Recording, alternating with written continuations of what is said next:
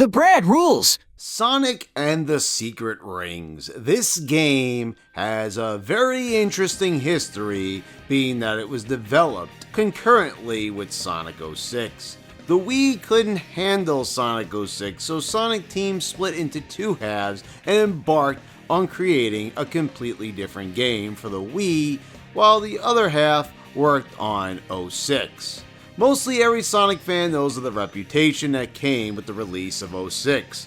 But what about Secret Rings? This game's reception among fans is pretty mixed, but the fandom is always a revolving door of opinions. Today's one of the best ever is tomorrow's absolute trash. But what do I think?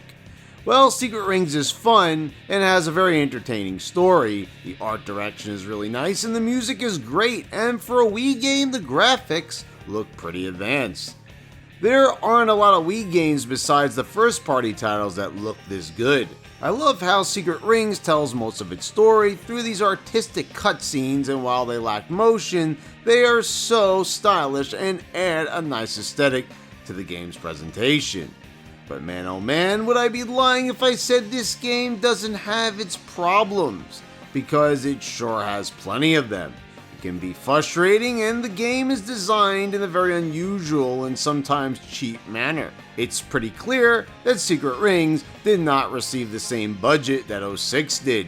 So let's start out with the premise. Sonic and the Secret Rings is about Sonic getting sucked into the story of the Arabian Nights, where an evil genie by the name of Eraser Jin is erasing the story little by little to create his own story. He actually is supposed to be the same genie from the story Aladdin and the Magic Lamp.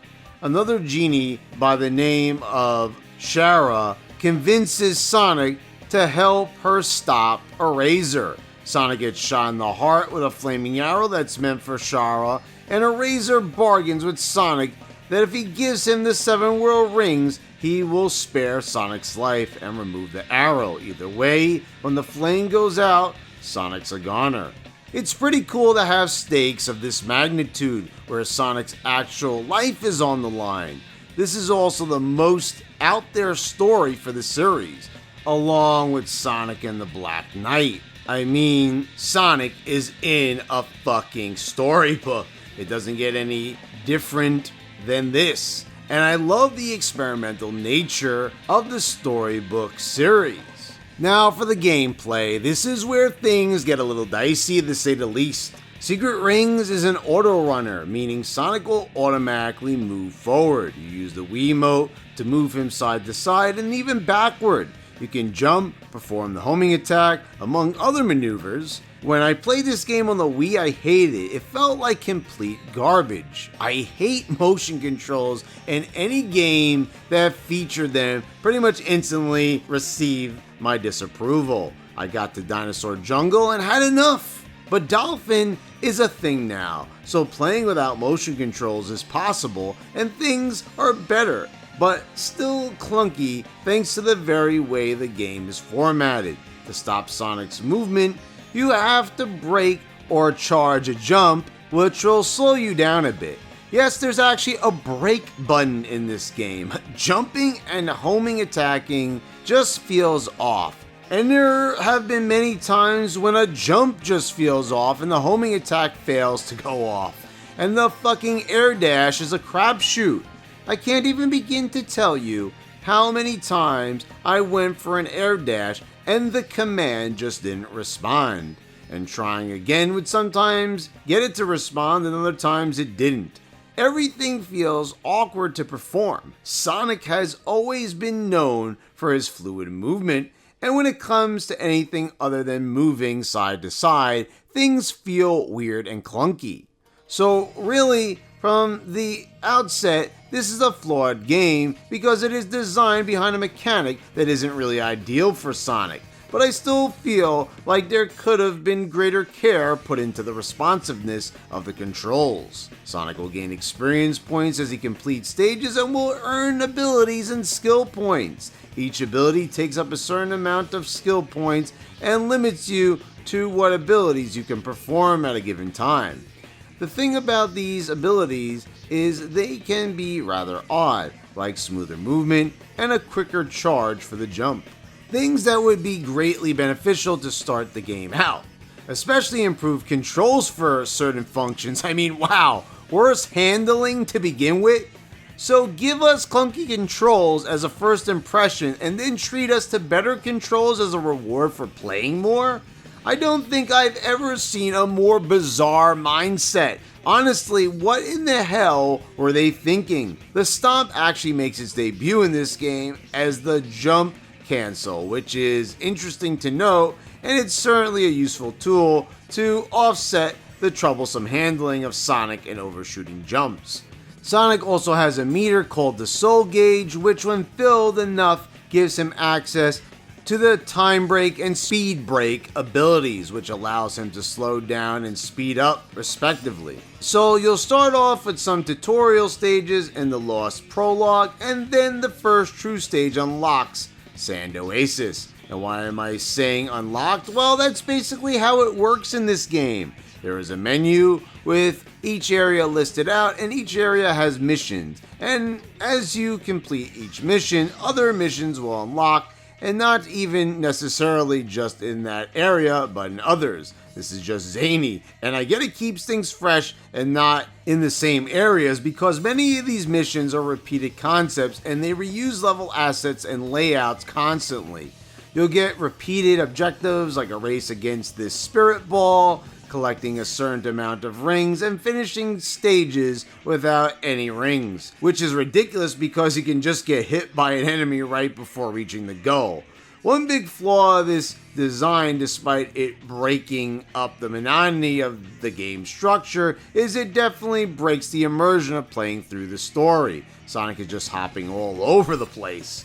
The missions just feel like filler and are basically fill-in-the-blank reasons to replay the stages to compensate for the lack of the number of stages.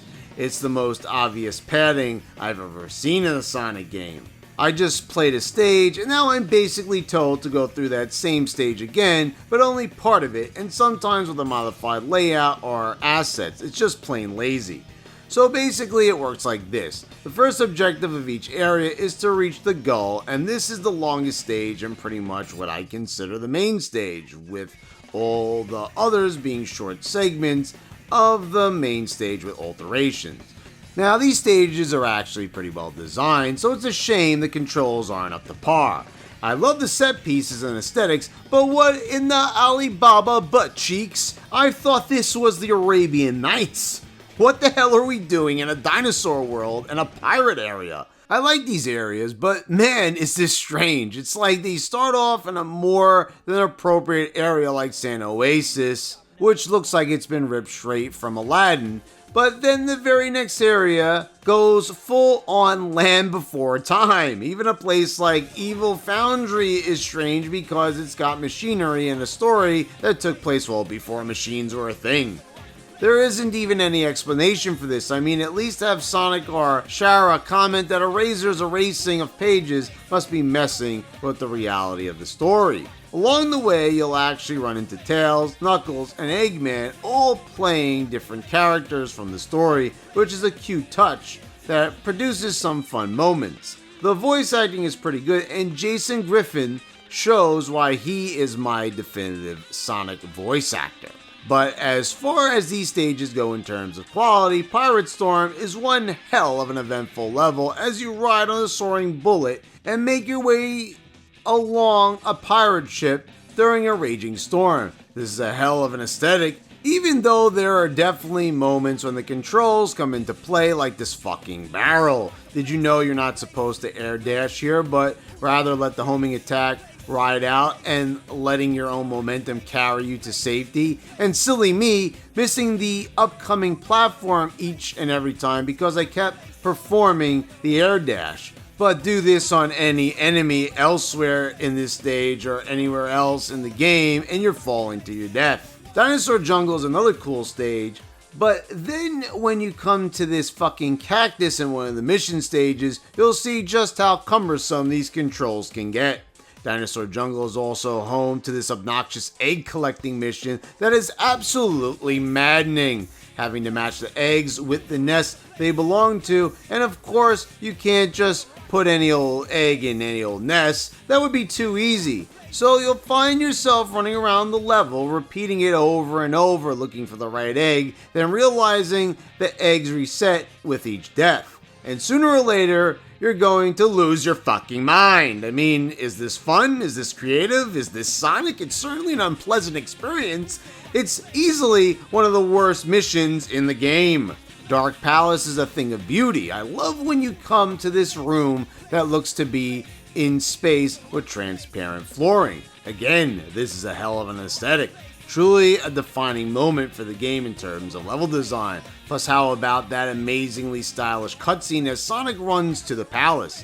This is one of the most stylish cutscenes I've ever laid eyes on, and that's no exaggeration. It's a thing of beauty.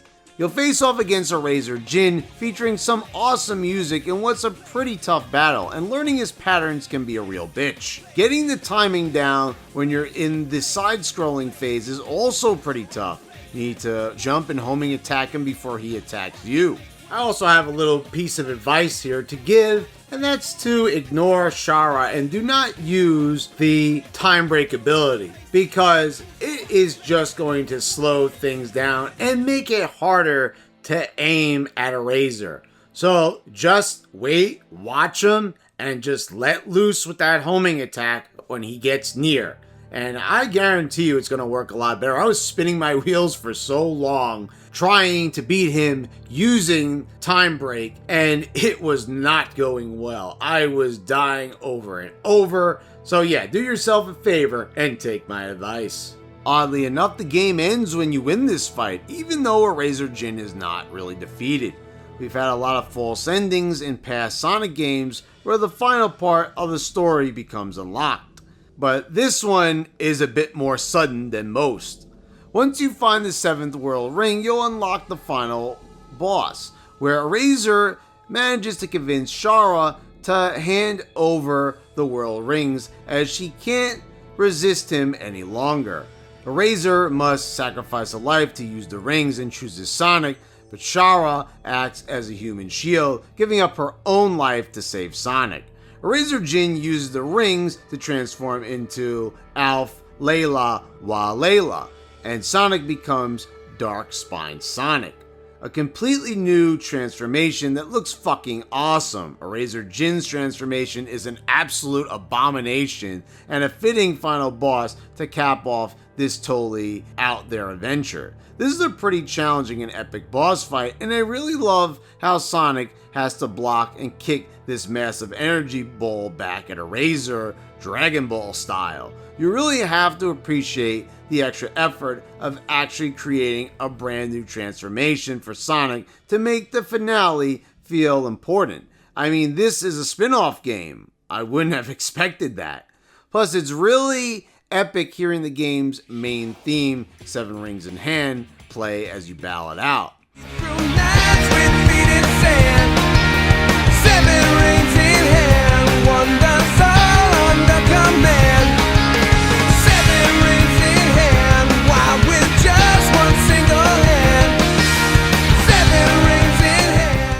After the battle is over, Sonic takes out Eraser's lamp that Shara gave him before and is now entitled to 3 wishes, and uses one to bring Shara back to life, another to set things back the way they were, and another to seal Eraser and his lamp.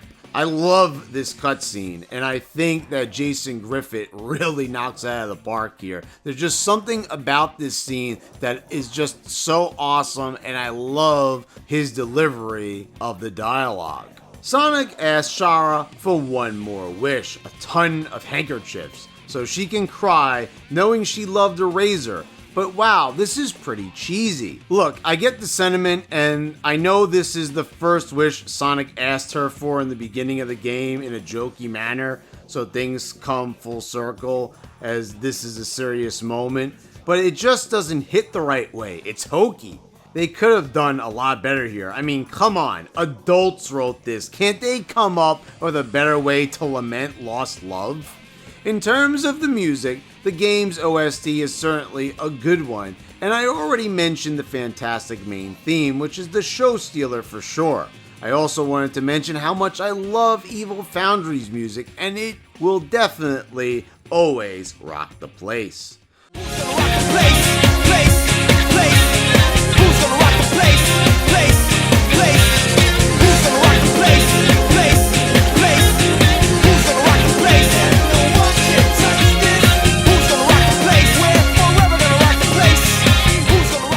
So overall, Secret Rings has a lot to like in terms of a great Jason Griffin performance, a fun story and premise, some pretty impressive visuals, and a good OST. But the thing that really sinks this game for me is the controls. Even without motion controls, this game is hardwired for a disaster because it's just not easy to control. When I play a video game, the last thing I want to do is have to focus so much on my inputs, especially in a Sonic game, which have never been known for their complex controls. The game is a product of its time when the Wii made everyone think that motion controls were the future and that this was more than just a fad. And it was most certainly a fad, a bad fad, and a fad I'm glad to see is gone for the most part. This game is not a complete failure, but it's definitely not a win. This game would have been so much better had they just stuck to a traditional control scheme. If they ever re-release this game, it would be great to see a normal control setup implemented, and we could be looking at a pretty damn good game. But unfortunately, I just don't see it happening. So guys, let me know what you think in the comments down below. What do you think of Sonic and the Secret Rings? Do you enjoy it? Have you ever played it before? And if you haven't played it before, has this video convinced you to play it or to not play it? I'd love to know. And guys, please subscribe if you haven't already. Click the bells to get auto notifications when I post all my new videos. I want to thank all my subscribers for your continued support, and thanks for watching. I'll see you next time.